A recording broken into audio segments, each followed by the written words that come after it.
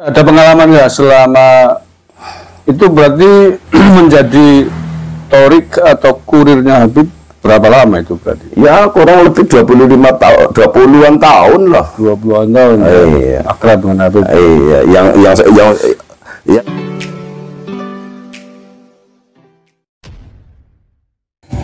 Assalamualaikum warahmatullahi wabarakatuh. Jumpa lagi dengan saya di channel Gagasan Progresif 29, sahabat sebangsa dan setanah di mana saja Anda berada.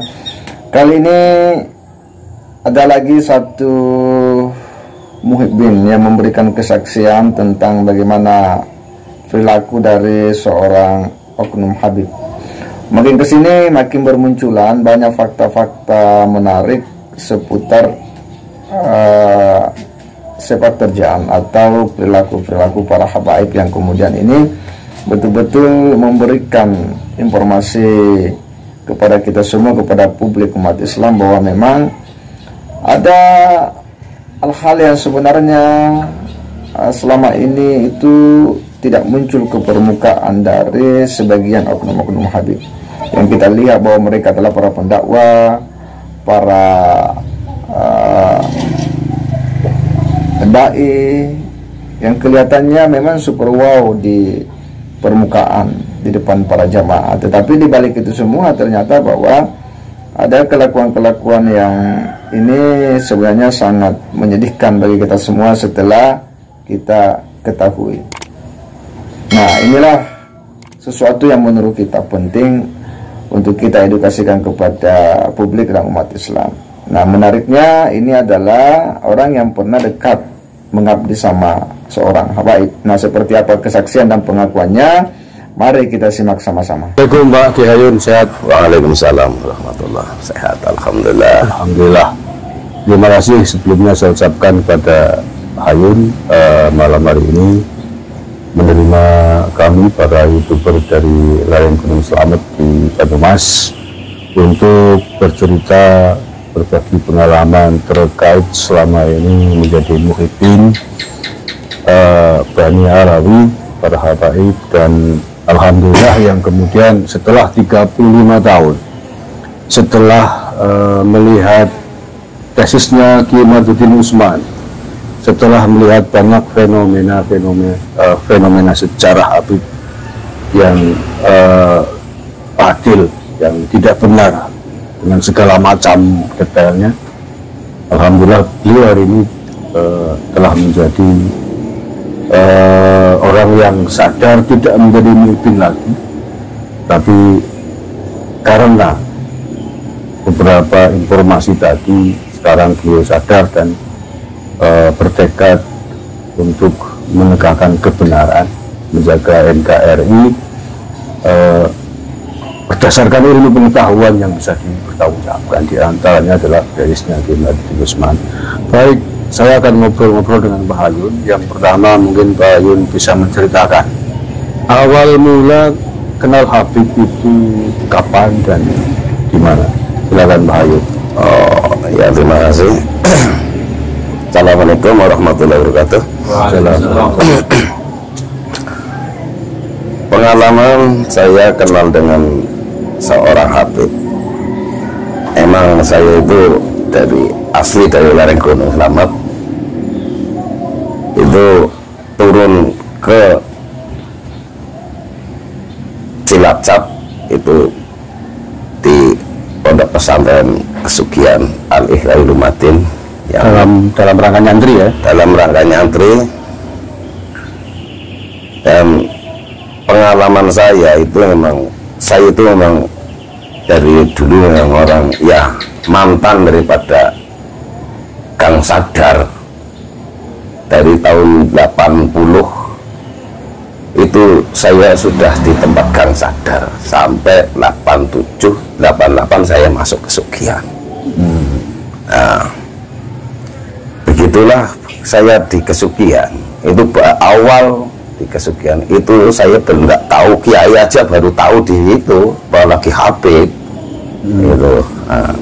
Nah, waktu itu ada Habib masih anak-anak lah gitu, tapi sudah brengsek lah itunya, maunya gak bikin reseh lah. Nah, saya itu orang saya juga mantan ini, mantan dari Kang Sadar. Ya karena melihat seperti itu ya hati itu ingin tantang gelut. Sontak lah yang nggak terima. Iya, tantang gelut gitu. Nah, tantang gelut tapi ada temen akhirnya diklarifikasi jangan ini Habib, nanti ini adalah turunnya Rasulullah, nanti kamu kewalap. Nah, dari situlah saya mulai terdoktrin. Nah, Tahun 80-an. 88. 88. Ya, tahun 88 itu berarti.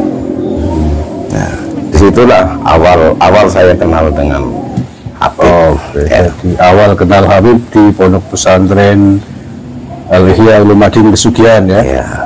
Oke. Terus setelah itu bagaimana? Ya, Perjalanan perkenalannya dengan Habib. ya udah akhirnya akrab dengan Habib saya. Nah, waktu itu emang yang nyantri di Kesugihan itu banyak, termasuk Habib gitu. Waktu itu Sedekat apa hubungannya dengan para Habib ketika di pondok? ya seperti tetap saya muliakan orang. Begitu saya tahu tentang Habib itu saya akhirnya tetap memuliakan, ya cium tangannya, ya apalagi disuruh gitu ya oke. Pokoknya apapun yang disuruh Habib laksanakan. Iya. Itu berapa tahun tadi di pondok? 8 tahun? 7 tahun? Iya. Oke. Kemudian setelah selesai dari pondok pulang ke Baturaden, berlanjut ya hubungan baik. Oh itu lebih kental. Kita. Iya lebih kental. Oke, bisa diceritakan. Ya sering Habib datang ke sini, ke tempat saya sini. Nah itu ya intinya ya saya hormati, ya saya apakan saja. Sering itu. Ya. Intinya akhirnya mencari uang lah. Bahasa sana itu toriknya mana Yun? Gitu. Torik bahasa Penunjuk jalan. ya itu. Saya itu akhirnya menjadi intinya saya jadi kurir, termasuk jual korban, Kurirnya Habib ya? kurir Habib.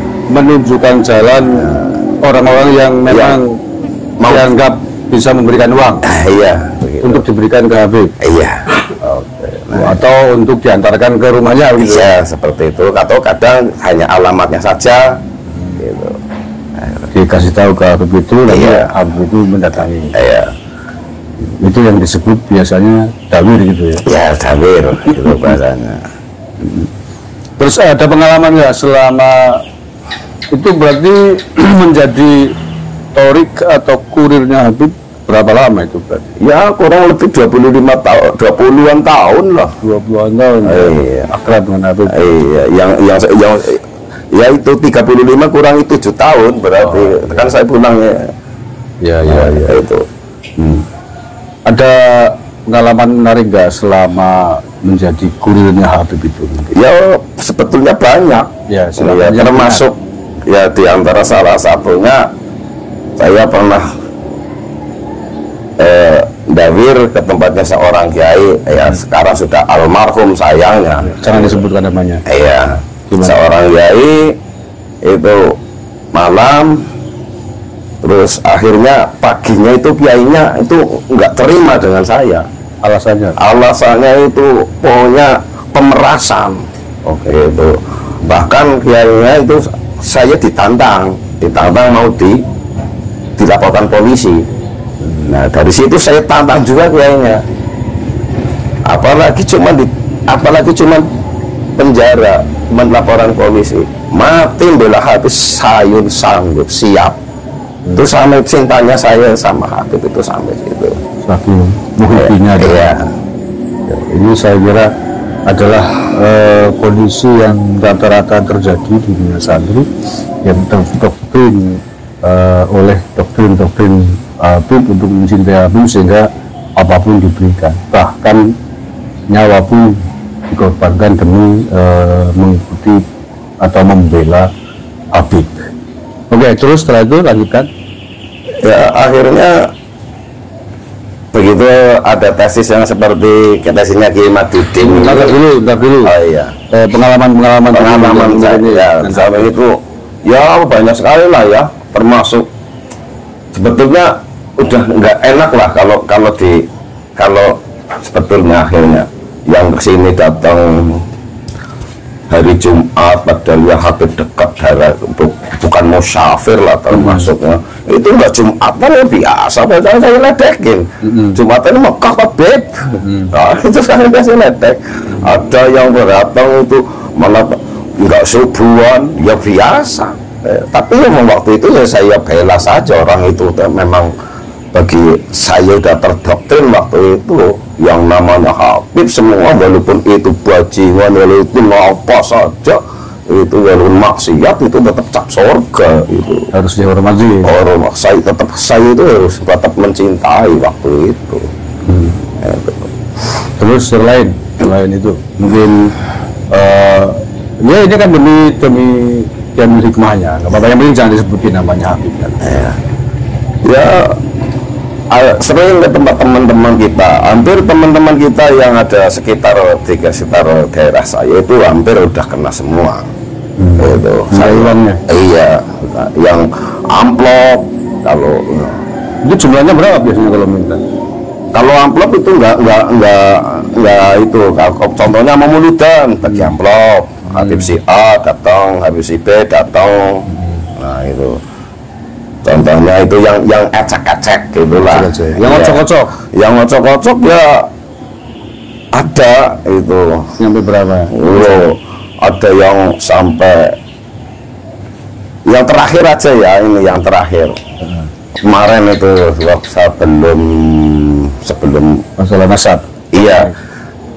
Sebelum Ramadan masuk itu termasuk terakhir. Itu ada yang 10 juta cung. Itu ada yang 10 juta cung. Kalau saya sendiri itu 400. Nah, iya. Ada yang lebih besar lagi mungkin? Ya ada. Ada. Sekitar berapa? Ada yang 35 juta. Ada yang 25 juta. Iya. Itu. Ini orang betul-betul kaya-kaya ya. Rela menyumbangkan uang dengan entengnya 30 juta, 25 juta, 10 juta.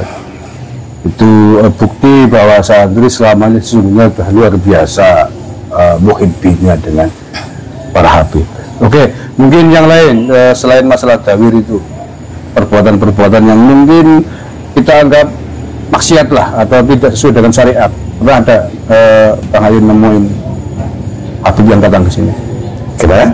Yang perbuatan habib yang secara syariat itu melanggar. Pernah nggak? Ya itu tadi. Secara itu ya yang ibadah nggak sholat itu ya Jumat nggak Jumatan, subuh nggak subuhan itu termasuk. Ada yang kesini bawa orang perempuan aja ada Pak, istrinya mungkin bukan bukan ya ada gitu. Tapi tetap husnudzon ya. Bahkan ada yang ganja. Buset. Ada yang ganja. Itu. Ya waktu itu ya itu kan ada teman tanya itu sedang majdub. Bukan majdub. Apa istilahnya? Sedang kembung. Iya. Itu. Kalau itu habibnya masih hidup soalnya. Kalau yang ganja itu cuma saya nggak tahu proses itu cuma kesini itu 2 kali. Bukan teman dulu gitu. Itu ya teman baru lah kemarin aja itu. Tahunya ganja dari mana? Dari saya kan tahu dari aromanya, dari rupanya, itu lintingannya. Iya. Dan dia sudah sempoyongan. Ya, malum karena beliau penguasa kamsakan jadi paham lah dengan dunia begitu ya. Baunya aja paham lah. Ibarat seorang montir mobil kan, dengar suara aja udah kelihatan loh ini karburatornya kotor. Ini remnya kita maklumi.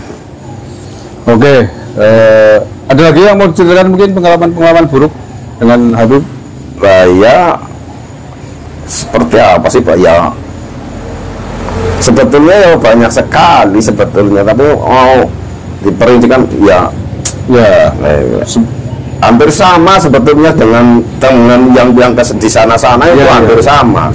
Kalau yang terbaru kan ada kasus Habib selingkuh dengan istri orang, bermain wanita. Iya. Pernah tadi udah disebutin ya. Iya. Yang lain udah enggak? Urusannya dengan perempuan. Oh, yang yang sering dengan orang perempuan. Ya ada seorang Habib itu keluar dari hotel, nabrak tetangga saya. Itu ya termasuk ada nabrak tetangga saya meninggal. Nah, akhirnya dia minta tolong kepada seorang kiai. Nah, seorang kiai menunjukkan suruh membelain itu ada seorang santri yang suruh belain. Akhirnya ya dia padahal meninggalnya itu meninggali anak yatim 2. Itu tanpa denda, tanpa penjara akhirnya. Itu ada ya. Oke, ini disclaimer dulu, ini bukan dalam rangka mencari-cari kejelekan, tapi bukan. Tapi ini dalam rangka menguatkan data, fakta bahwa tesisnya Kiai Madudin Usman bahwa mereka bukan zuriat Nabi. Ini adalah data-data dan fakta-fakta yang menguatkan. Jadi ini semakin kuat bahwa kalau kita mengatakan mereka bukan zuriat Nabi, ini adalah data-data fakta-fakta yang mendukung. Jadi bukan karena dalam rangka mencari-cari kejelekan, bukan. Karena ini zuriat Nabi, jangan kemudian dikotori oleh orang-orang yang mengaku sebagai zuriat Nabi, tetapi tidak bisa membuktikan. Dan justru fakta-fakta, bukti-bukti yang ada sebaliknya. Oke, kemudian hari ini Kang Hayun kan sudah sadar. Itu awal mulanya bagaimana ceritanya meyakini bahwa mereka bukan zuriat Nabi? Ya, karena pertama itu saya melihat itu di YouTube itu ada tes yang mengungkap itu Kiai Madudin itu. Jadi akhirnya saya itu pikir kok pas, maksudnya kalau saya tentang nasab saya nggak menguasai, tentang sejarah saya nggak menguasai, tapi saya fakta di lapangan. Gitu. Saya masa kalau turunannya Rasulullah benar yang misal seperti ini nah itu saya lebih kuat. Itu karena saya kuatnya dari situ, karena di lapangannya, bukan karena ya diawali memang dari tesisnya Kiai Madudin dan sejarah-sejarah, tapi kan saya tentang ilmu nasab, kitab nasab saya enggak menguasai. Hanya taklid saja itu. Tapi taklid saya ya udah kebetulan alhamdulillah ya sudah nyampe ke tempat Kiai Madudin sendiri, sudah langsung di sana. Alhamdulillah. Dan sejarah-sejarah ya saya hanya sebatas melihat di YouTube itu aja. Saya memang bukan ahlinya. Ikut mempelajari lah ya, iya. mendengarkan Saya belajar. Nah itu lebih kuat saya. Wah, dan sekarang percaya ya bahwa mereka bukan zuriat Nabi. Oh, saya 100%. 100% percaya bahwa mereka bukan, karena hanya saya keyakinan dengan melihat faktanya. Ya. Digabung berarti data, fakta ditambah penelitian manuskripnya Kiai Madudin Usman dan kemudian ada cerita sejarah-sejarah. Iya. Akhirnya 100% tidak percaya bahwa percaya kalau saya yakin. Kalau saya yakin kalau zuriat Rasul betul, tidak mungkin akan maksiat yang seperti itu yang saya alami. Oke, yang terakhir ya, Ayun, setelah percaya 100% bahwa mereka bukan zuriat Nabi, bukan zuriat Rasulullah SAW, sekarang Kang Ayun, Pak Ayun, apa yang mau dilakukan? Ya, saya selalu termasuk menggembor-gemborkan ini kepada teman-teman yang terutama saya minta maaf, malah bahkan saya minta maaf dengan teman-teman yang saya dahiri. Saya minta maaf, itu yang pertama. Nah, itu.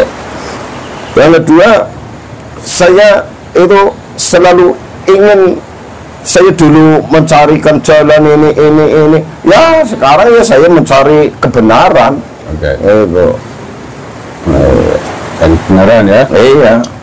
Seandainya ini Ini kan belum lama bang, bulan puasa kemarin, bahkan mungkin setelahnya sering ada Habib kesini. Kalau sekarang ada Habib kesini, apa yang akan Hayun lakukan? Ya kalau habis ini saya hormati, kalau dia mau, kalau mau itu tamu, ya saya hormati orang tamu. Masalahnya di situ, ya siapa yang mau menghormati tamu, itulah orang yang beriman. Itu ajaran Islam ya, Iya. sebatas menghormati. Menghormati. Tapi kalau sudah macam-macam orang tamu, ya saya itu. Ada haknya masing-masing. Iya. Tapi kalau seandainya kesini lagi Habib, kemudian mengaku saya Ahlul Bait, Ya, saya tentang ini beb, saya punya HP ini beb, ini apa betul beb. oke. Nah itu. Tapi kalau perlu mungkin suruh tes DNA. Nah, malah saya ingin sekali kalau itu. Itu semoga para Habib itu ya sadarlah, ayolah kita kembalikan Islamnya. Jangan mengaku-mengaku gitulah. Jangan aku turunan Nabi. Iya, itu jangan keturunan Nabi, dan ya wajar lah yang kalau mau cari uang ya bekerja lah, atau berusaha, yang jangan berusaha dawir gitu. Karena yang didawiri belum tentu rezekinya atau uangnya kemana kan ya? Nah, ya belum tentu. Ya kalau saya sendiri itu loh Pak, kadang-kadang ya memang saya jarang sekali, tapi kan toriknya utamanya. Penunjuk jalan. Iya, masa saya keluarnya uang sih nggak seberapa, tapi saya mencarikan jalan. Ya. Oke, tapi tadi sudah Pak Hayun sudah meminta maaf kepada katakanlah korban-korban yang sempat didahului atas petunjuk jalannya. Mudah-mudahan ini dimaafkan. Baik, Kang Hayun, terima kasih sekali atas ceritanya yang saya kira sangat bermanfaat, akan menjadi hikmah bagi kita semuanya. Betapa orang NU apalagi santri dulu sangat muhibin kepada para habib. Tapi saat ini karena memang sudah ditemukan tentang sejarah, tentang nasab mereka mengkol tidak tersambung, bukan turunan Nabi, ya kita harus terima itu sebagai sebuah kenyataan. Mudah-mudahan para Habib Legowo itu yang kita inginkan, tidak usah lagi mengaku-ngaku sebagai zuriat Nabi sebelum bisa membuktikan, baik secara catatan nasab, tes DNA, ataupun yang lain, misalkan pengakuan dari narkoba dunia internasional. Sekian, terima kasih. Ada tambahan? Ada Pak. Oh, silakan. Ini saya ya bukan menghimbau, tapi ya dengan teman-teman, khususnya teman-teman Al-Ihya Ulumuddin, ya barangkali ini saya minta maaf banyak kesalahan pada teman-teman yang pernah saya dawiri, yang belum sempat saya silaturahim ke tempat teman-teman Al-Ihya. Ya saya minta maaf. Dan moga-moga teman-teman ya marilah kita sadarlah itu kalau belum tahu persis ya coba dikoreksi atau didengarkan atau dilihat tentang tesisnya Kiai Ahmaduddin gitulah buat teman-teman. Moga jangan melihat hanya satu pihak saja gitu. Memang saya sih maklumi sekali, ini sudah ya lama sekali sih ya terjadi yang seperti ini, terdoktrin seperti ini saking lamanya. Makanya ya saya maklumi sekali ya, dari yang teman yang masih muhibin, masih cinta dengan cinta pada habaib ya, saya maklumi karena ini tapi ya semoga jangan hanya melihat satu pihak gitu. Kalau dilihat dua-duanya nanti akan tahu mana yang benar, mana yang tidak, dibandingkan. Nah, kalau hanya lihat satu pihak saja ya selamanya akan menjadi muhibin. Selamanya akan menjadi itu. Ya begitulah dari saya pada semuanya lah, khususnya teman-teman dan semuanya sajalah, intinya saya minta maaf. Ada kesalahan, saya minta maaf. Itu loh Pak. Sudah? Tidak. Oke. Terima kasih. Saya Heri, bila taufiq wal hidayah wal inayah. Allahul muwaffiq ila aqwamit thoriq. Assalamualaikum warahmatullahi wabarakatuh. Waalaikumsalam. Terima kasih, Kak Ayun. Ya, Mas.